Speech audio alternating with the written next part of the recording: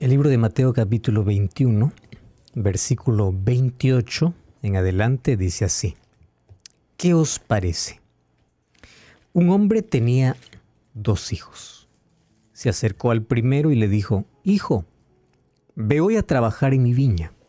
Y él respondió, «No quiero». Pero después se arrepintió y se fue. Se acercó al otro y le dijo de la misma manera. Y respondió, «Sí, iré», pero no fue. ¿Cuál de los dos hizo la voluntad de su padre? Respondieron, el primero.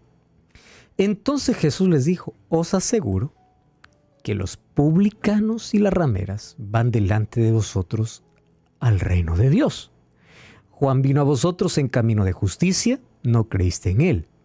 Los publicanos y las rameras creyeron en él. Y aunque vosotros lo visteis, no os arrepentisteis después de creer en él. Qué fuerte aquello que Jesús acaba de decir. Totalmente fuertísimo para alguien que cree que al cielo se llega con méritos. El que cree, porque de tal manera amó Dios al mundo, que dio a su Hijo unigénito, no es para aquel que se porta bien tenga vida eterna, sino para aquel que cree. Y claro, aquel que cree se va a portar bien como resultado, como evidencia de la gracia de Dios. Pero no son sus méritos que lo lleva al cielo, es su fe en Jesús. Bueno, vamos al punto de la parábola. Vamos a ubicarle en qué contexto está situada esta parábola. Si nosotros revisamos el capítulo 21, Jesús ha llegado una vez más al templo.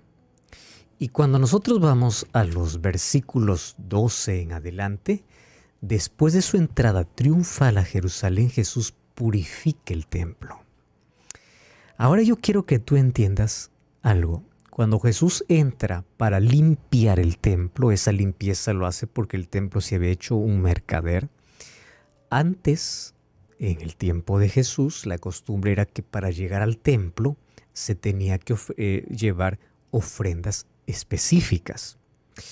El asunto es que todos los mercaderes estaban afuera del templo y se había hecho un negocio completo.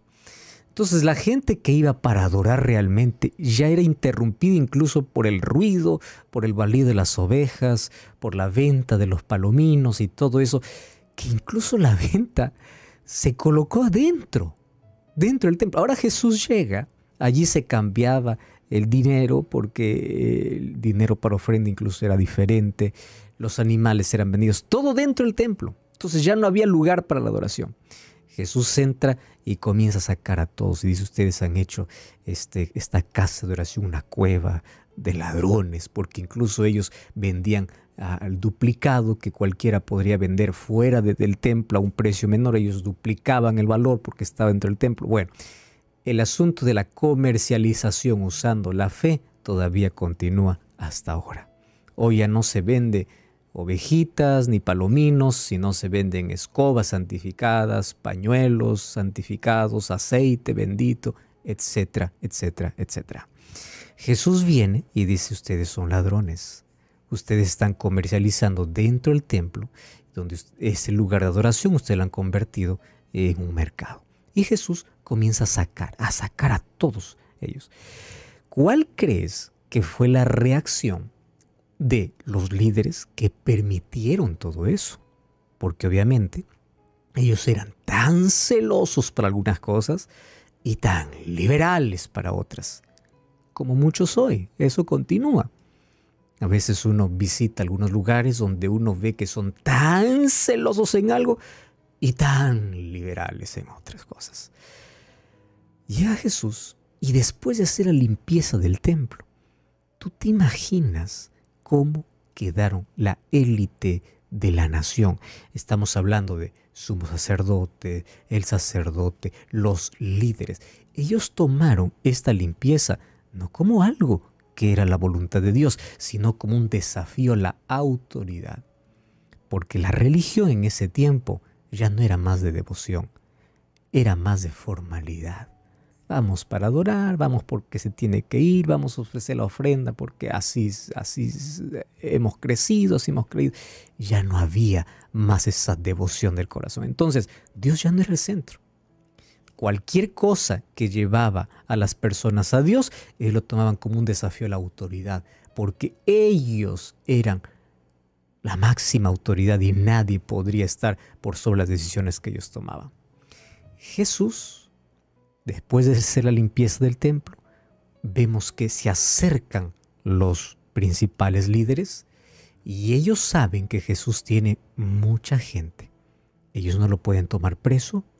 Además, Jesús está aquí, revela su autoridad. Ellos comienzan a discutir con él de una manera inteligente para hacerle caer y buscar la manera en que puedan acusar de Jesús para que nadie salga a favor de Jesús. Mas Jesús responde acertadamente todas las cuestiones que ellos presentan y después de responder sus inquietudes, como lo vemos en los siguientes versículos, cuenta la parábola de los dos hijos. ¿A quién representa estos dos hijos? Es interesante que la mayoría de las parábolas no tienen nombre. Y no tienen nombre porque Jesús quiere que nosotros coloquemos un nombre porque puede representar nuestra historia, nuestra actitud. ¿Cuál de los dos soy yo? ¿El hijo mayor o el hijo menor?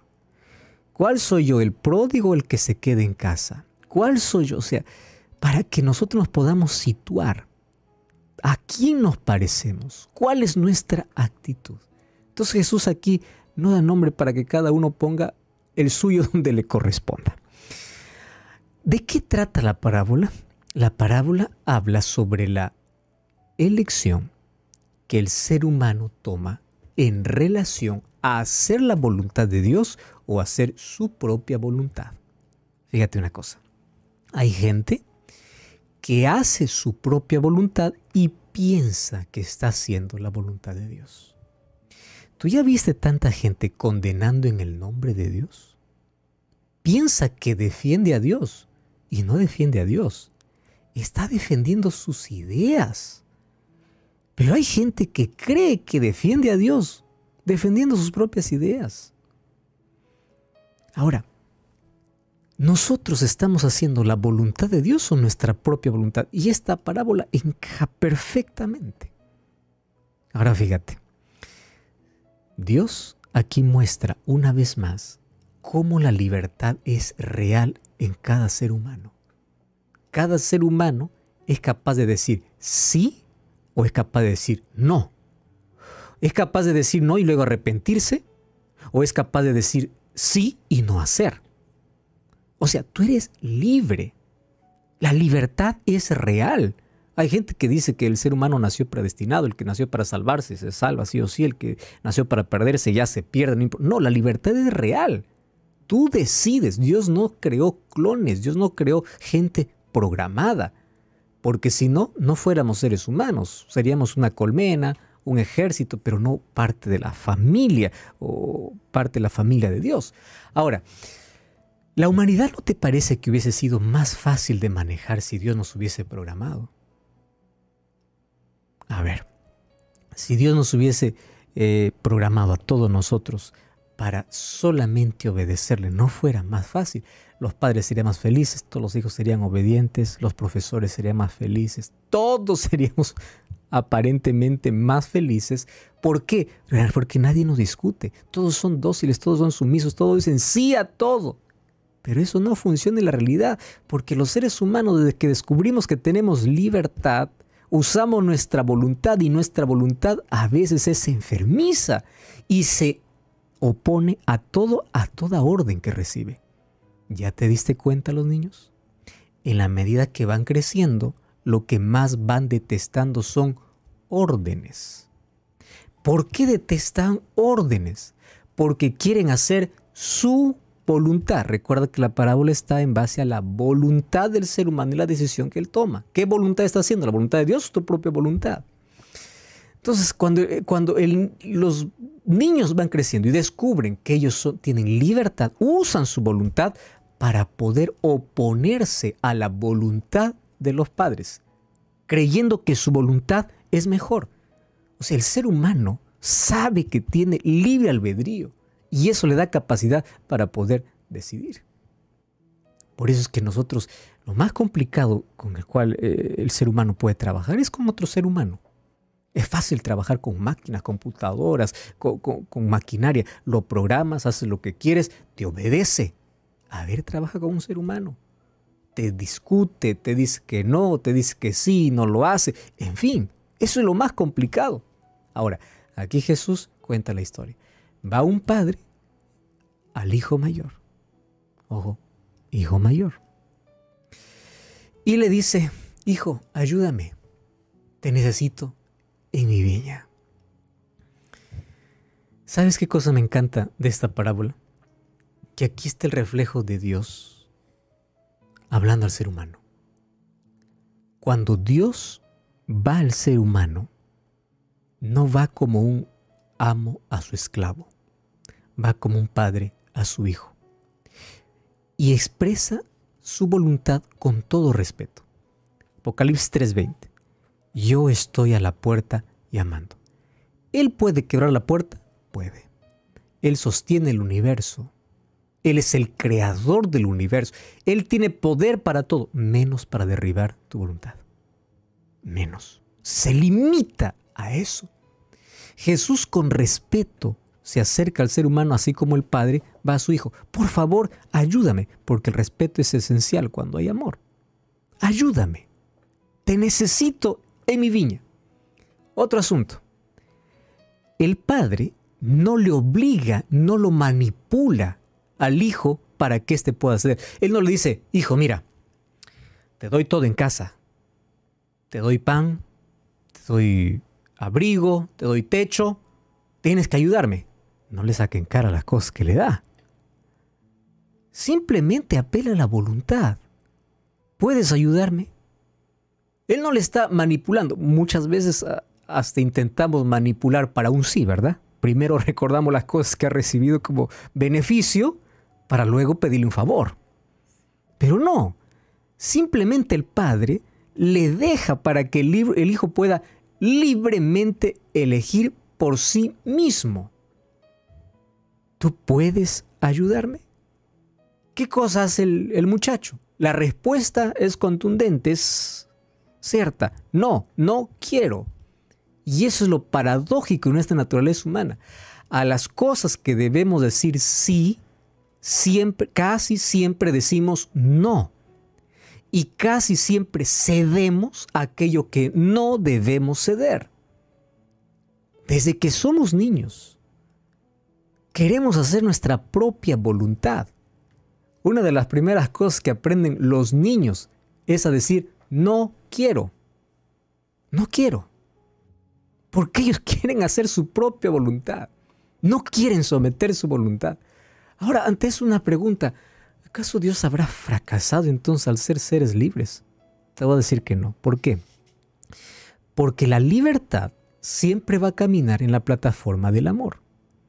Y Dios no amaría a sus hijos si nos hubiese creado como seres programados. Fuésemos objetos. Por eso es que Dios no fracasó. A pesar de nuestras decisiones siempre estar en contra de la voluntad de Dios, Dios no ha fracasado con su plan. Número 2. Dios hubiese fracasado incluso si es que no nos hubiese hecho seres inteligentes. Por eso Dios nos ha dado, junto a la libertad, inteligencia. ¿Y por qué Dios nos ha dado libertad e inteligencia? Inteligencia para saber usar nuestra libertad. Pero el ser humano usa su inteligencia para ir en contra de la voluntad de Dios y usa mal su libertad. Y allí nosotros demostramos que la inteligencia que Dios nos da, lo usamos para mal. Ahora, Él rechaza la voluntad del Padre.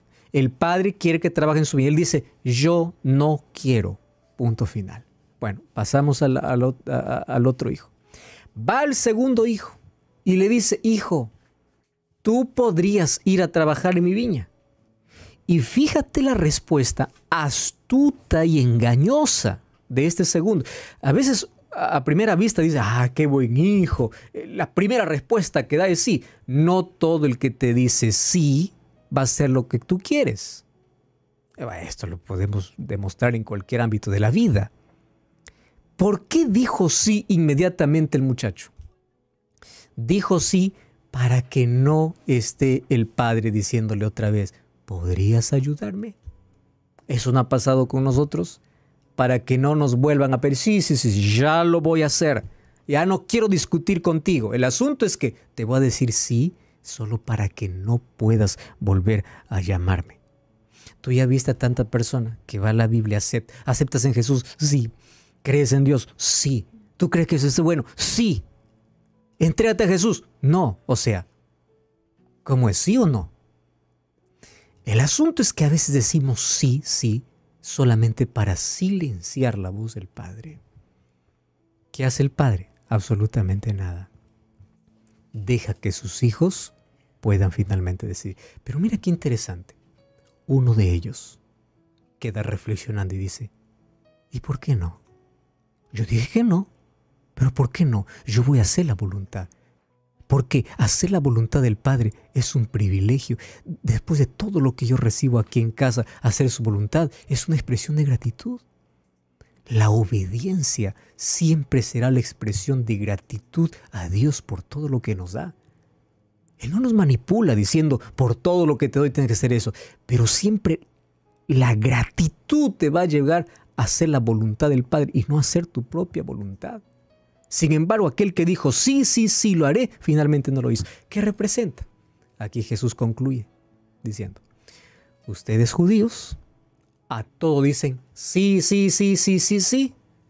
Y finalmente, su corazón está lejos de mí, ofrecen sacrificios, hacen del templo un mercado, hacen su voluntad. Sin embargo, cuando dicen, sí, Señor, sí haremos.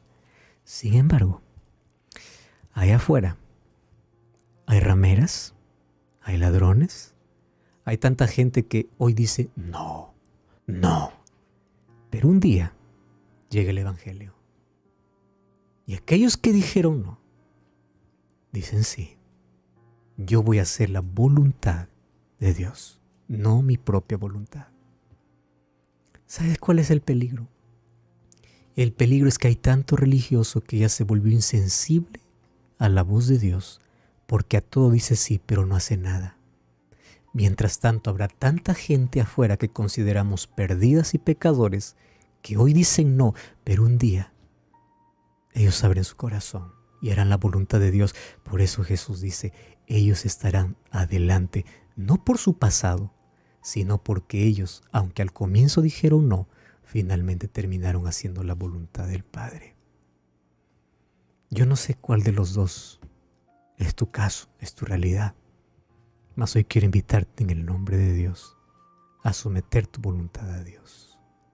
Por favor, no sigas en tu propia terquedad ni en tu propio capricho. Dios te está llamando y Dios te dice, yo te necesito en mi viña. ¿Cuál es tu respuesta? Vamos a orar. Gracias, Señor, por tu palabra. Enséñanos a hacer tu voluntad. Ayúdanos a tomar decisiones inteligentes para que nuestra libertad pueda ser usada para bien. Gracias porque nos amas independientemente de nuestras decisiones. Y ayúdanos para que cada vez que decimos no a tu voluntad, podamos arrepentirnos y finalmente terminemos haciendo tu voluntad y no la nuestra. Hágase tu voluntad en el cielo, en la tierra, en nuestra vida. En el nombre de Jesús. Amén.